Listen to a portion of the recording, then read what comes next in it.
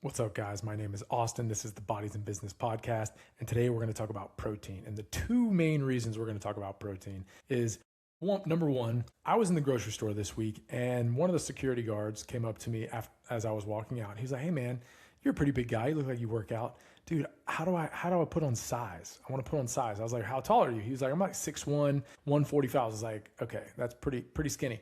So I said, "Man, you've got to start eating. You just got to start eating more, right?" And he was like, "But like, what do I need to eat?" So I said, "You know what? I'm going to send you a meal breakdown of eating 150 grams of protein a day because protein, for me anyway, is one of the most important macronutrients when it comes to trying to put on good size, right?" So I sent him the meal plan and he's excited because he's going to try it. I'm going to check in with him every week because he is the security guard at my local grocery store. And so I'm pumped because I want, people that want to get bigger, stronger, and just be more healthy. I want to help those people. The second thing, we're on number two. My wife doesn't know what a complete protein is. And I was like, okay, you're married to the grip strength guy. You're married to the health nut, the health guy, and you don't know what a complete protein is? Gosh, what am I doing? I have failed as a health and wellness entrepreneur. So I'm going to talk about complete proteins. So I wanted to talk about first what experts say when it comes to ingesting enough protein throughout the day. Well, because it's different between experts' opinions and the recommended daily allowance. Experts think you should be taking in about 1.2 to 1.6 grams of protein per kilogram of body weight. So to give you an example, if I wanted to eat 1.2 grams of protein per kilogram of body weight, and I weighed 190 pounds, I would need to eat roughly 103 to 104 grams of protein.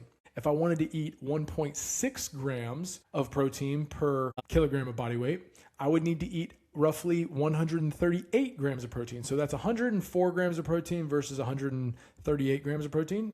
Now, I just threw a bunch of numbers at you. And if you want to, do the calculation, you just take your body weight, you divide by 2.2, and then that's going to give you your kilogram in body weight. Okay. And then you're going to multiply by the number of grams of protein that you want to eat. So if you want to eat 1.2 grams of protein, multiply by that number. If you want to eat 1.6 grams of protein, multiply by that number. So your body weight divided by 2.2 and then multiplied by the number that you want to eat the grams of protein. So now getting on to recommended daily allowance. The recommended daily allowance for protein intake is 0.8 grams per kilogram of body weight.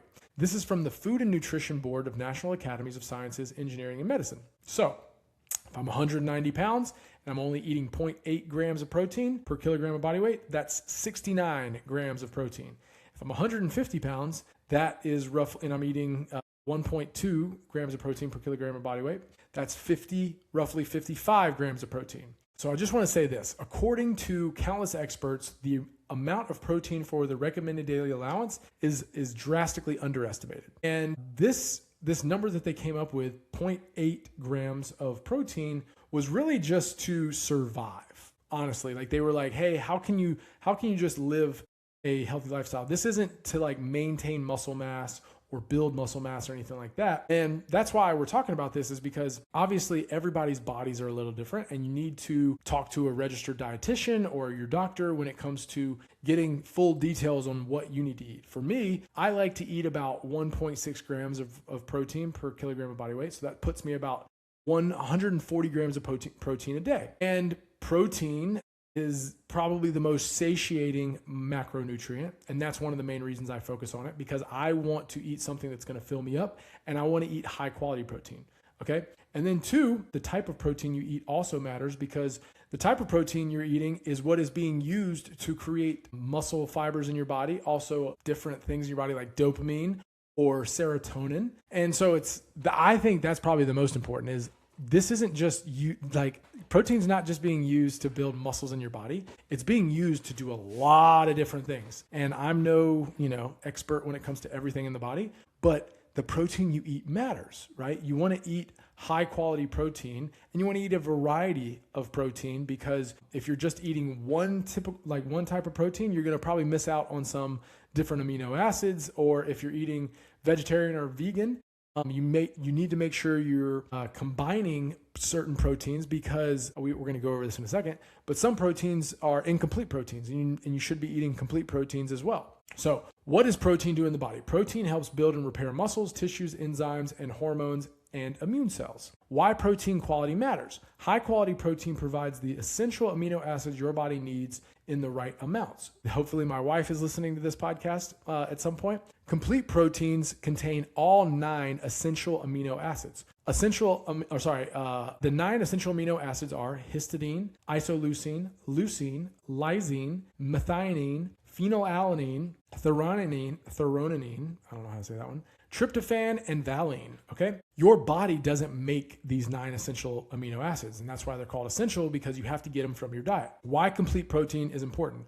For muscle growth, exercise recovery, tissue, and that's just probably protein in general, but complete protein versus incomplete. An incomplete protein is missing at least one of the 9 essential amino acids. A complete protein has all 9 essential amino acids in it. Animal sources that contain all 9 essential amino acids: eggs, chicken, turkey, beef, pork, fish, Greek yogurt, cottage cheese, milk, whey protein. Plant-based sources that contain all 9 essential amino acids: soy, tofu, tempeh, edamame, quinoa, buckwheat, and amaranth. That's pretty cool. So complementary proteins. This is where I was getting at, is if you are a plant-based, we'll say vegan or vegetarian, and you don't eat animal products, eating complementary proteins together give you a complete protein, which is rice and beans, hummus and pita bread, peanut butter and whole grain bread, lentils and rice, beans and corn. And these things complement each other because they're both missing one of the 9 essential amino acids. So when you combine these two foods, it becomes a complete protein, which is really cool, I think. Common myths. You must eat complete proteins at every meal. You don't need to eat complete proteins at every meal. You must combine complete proteins immediately. You don't have to do that. More protein is always better. Another myth. So eating so much protein, you're actually wasting the money that you probably spent on high quality protein.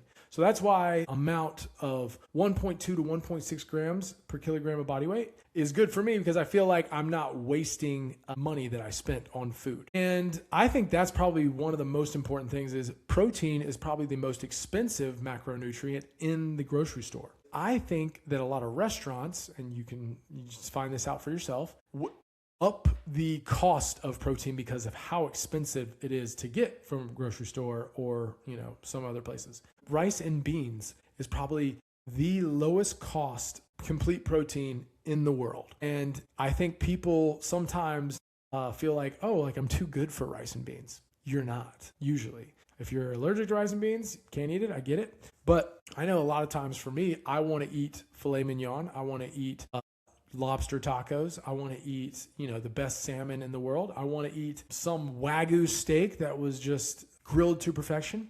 But it's good to eat things that you don't necessarily find the most gratifying. So rice and beans, I don't think that rice and beans are amazing, but they're very cheap. And if you get good quality rice and beans, they're good for you. Or at least in my book, I think they're good for me. And they have fiber in them, which is also something we're not talking about today. But it's very important to understand what complete proteins are, because you need to be able to go to the grocery store and get foods that can give you complete proteins in the body. And you don't always have to eat filet mignon and the top quality salmon from Alaska to get great quality protein. If you're not very wealthy, or if you're trying to ball on a budget, you sometimes got to buy things that aren't the most tasty, but are nutritionally beneficial for you. And so you have to know what those things are in order to make good decisions. Like, you don't have to just buy things that are unhealthy because they're cheap. You can make good quality decisions on things that are cheaper, but also high quality, that are more affordable for you. So I think that's all I got, guys. If you have any questions, obviously feel free to reach out.